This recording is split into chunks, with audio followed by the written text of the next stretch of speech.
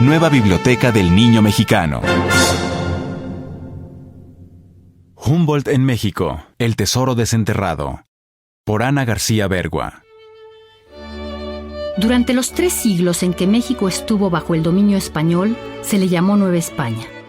En todo ese tiempo fue como un tesoro escondido, pues los únicos que podían viajar a las colonias de España en América eran los propios españoles y los misioneros de la Iglesia Católica. El resto de los europeos sabían muy poco sobre la vida de nuestras tierras. Ignoraban qué montañas, qué animales o qué plantas había en ellas. Tampoco sabían muy bien cómo habían sido las civilizaciones indígenas que encontraron los españoles y cómo vivían todos juntos, españoles, criollos, indios y mestizos. Además, muchos europeos tenían una gran curiosidad: el siglo XVIII, es decir, los 100 años que empiezan con 1700. Se llamó el Siglo de las Luces.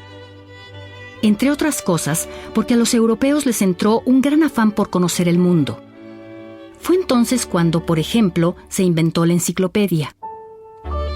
Muchos viajeros comenzaron a recorrer los mares y a su regreso sorprendieron a la gente con sus descripciones de la naturaleza en otros continentes y de la vida de quienes habitaban las selvas y los desiertos lejanos.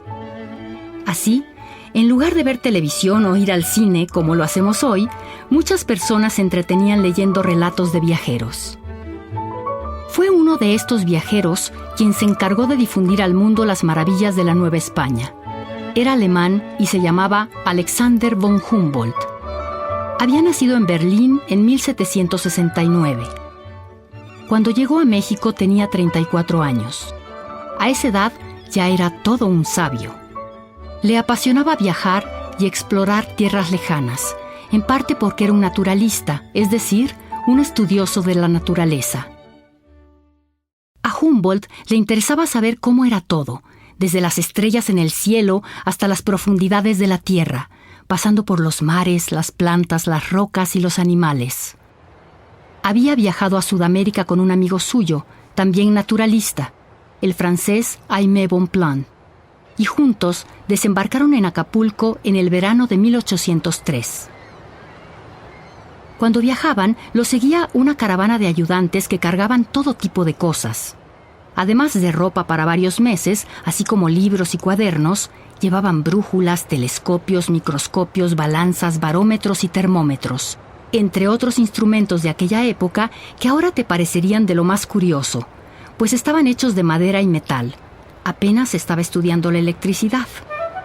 Así, donde quiera que iban, Humboldt y Bonpland medían el terreno, anotaban las temperaturas y la presión atmosférica, recogían plantas, insectos y pedazos de roca que guardaban en jarros y frascos. También estudiaban las corrientes marinas y las tormentas eléctricas. Humboldt hablaba con los habitantes del lugar para saber cómo vivían, qué comían y qué cosas fabricaban. Eso hizo en Acapulco, donde tan pronto llegó, trazó por primera vez un mapa de la bahía. Después, emprendieron el camino a la capital. Humboldt no solo era un gran explorador, también era un hombre muy educado. Su fama había llegado a oídos de toda la corte de la Nueva España, y el virrey lo quería conocer. El virrey era quien representaba al rey de España en las colonias. En ese tiempo, gobernaba el virreinato José de Iturrigaray, quien se entusiasmó mucho con los estudios de Humboldt y le dio permiso de consultar todos los archivos que le pudieran servir. Por ejemplo, él ya había mandado contar una vez a los habitantes de la Nueva España, en 1793. Sobre este dato, Humboldt calculó que la población en 1808 era un poco mayor a 6,5 millones de personas, un poco menos de las que hay actualmente en Jalisco o en Veracruz. También los sabios mexicanos más importantes de aquella época quisieron conocer a Humboldt, en especial los que trabajaban en la Escuela de Minería, que en aquel entonces era la academia de ciencias más importante de la Nueva España. Humboldt quedó muy sorprendido. Ninguna ciudad del nuevo continente, escribió después, sin exceptuar las de los Estados Unidos, presenta establecimientos científicos tan grandes y sólidos como la capital de México. Citaré solo la Escuela de Minas, dirigida por el sabio Eluyar, el Jardín Botánico y la Academia de las Nobles Artes. Como a Humboldt le interesaban mucho las minas, visitó las de Pachuca, Real del Monte y Guanajuato. Las minas de Guanajuato eran famosas porque de ellas se extraía plata. Una de las cosas que más apasionaban a Humboldt era escalar montañas y volcanes.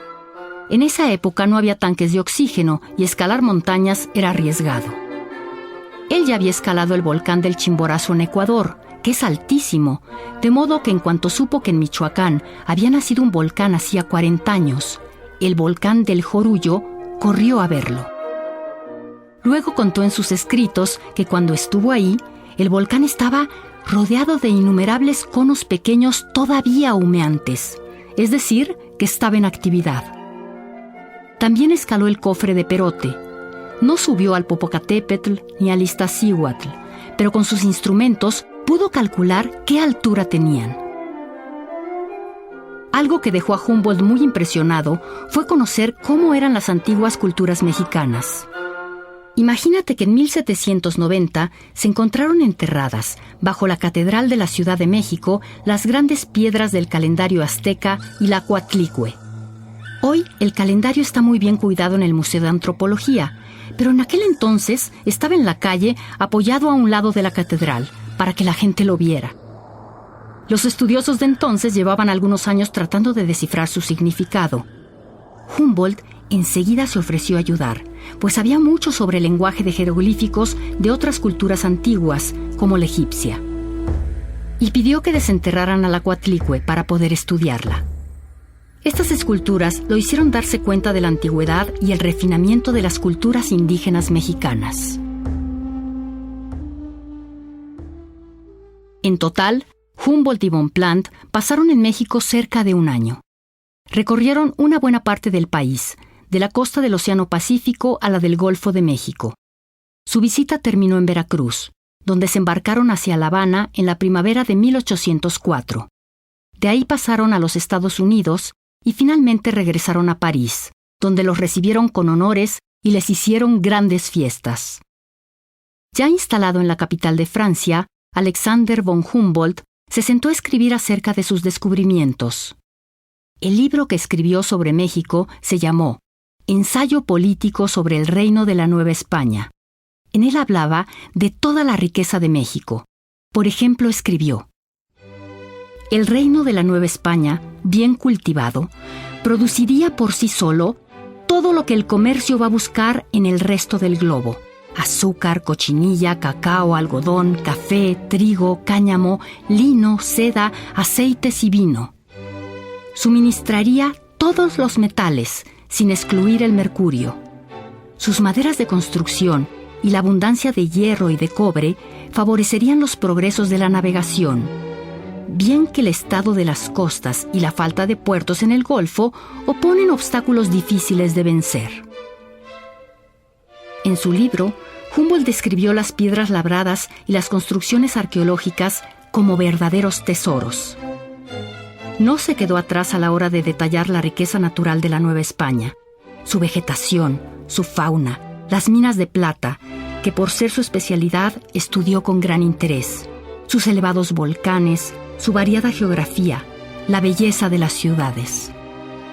También sintió un gran interés por los habitantes de estas tierras, su carácter y sus costumbres, la situación en que vivían los distintos grupos sociales, españoles, criollos, mestizos, indios, mulatos y hasta chinos y filipinos, cuya situación describió. Por ejemplo, explicó que los puestos más importantes en el gobierno se los daban únicamente a los españoles, aunque no hubieran estudiado, mientras que a los criollos les negaban esas oportunidades.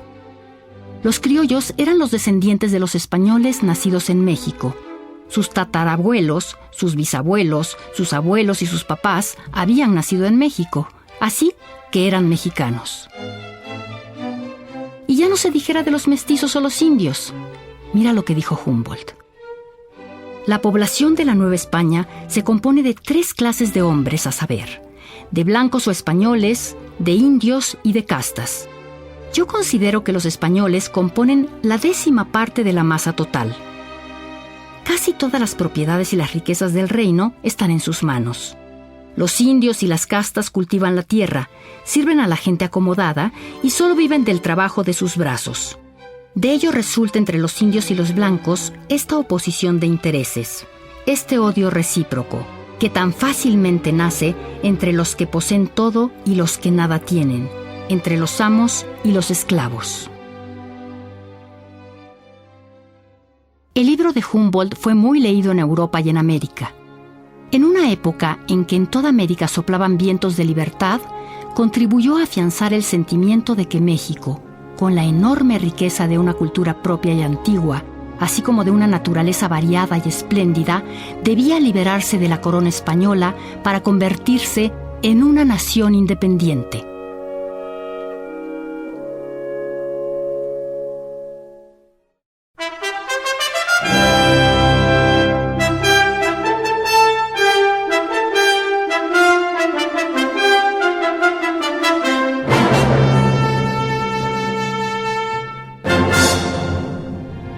La historia es de todos. Bicentenario de la Independencia Nacional, Centenario de la Revolución Mexicana, Gobierno Federal.